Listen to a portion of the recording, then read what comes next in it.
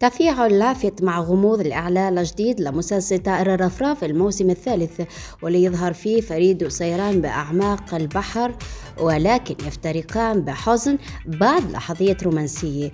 وكواليس العمل تظهر أن رح نعيش جزء ثالث مغاير في الأحداث تماما للمواسم السابقة.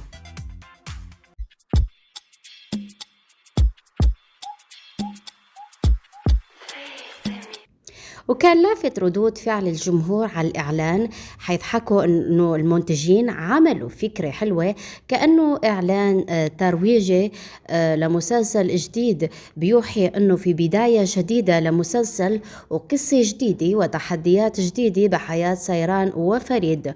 وبالنظرهم كمان انه فكرة انهم يدخلوا الموسم الثالث منفصلين وبيبعدوا عن بعض كثير حلوة، عشان الكتاب يقدروا انهم يخلقوا احداث جديدة بعلاقتهم، وممكن يكون في تطور بشخصياتهم حتى يرجعوا لبعض.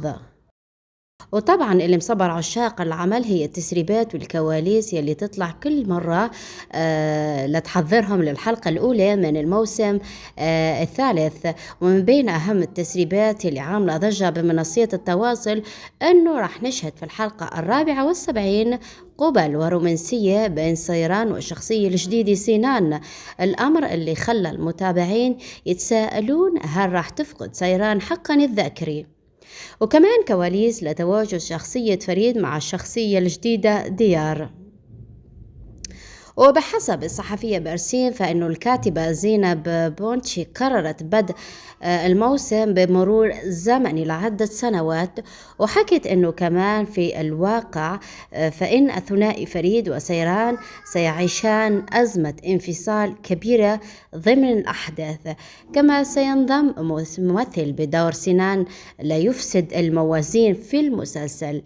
وتم العثور كمان على ممثلة اللي هي شخصية داريا لتكون هي كمان محركة فاعلة وطرف ثالث بين الشخصيتين. والجدير بالذكر أنه هالكاتبة هي كتبت ابنة السفير وكمان طيور النار.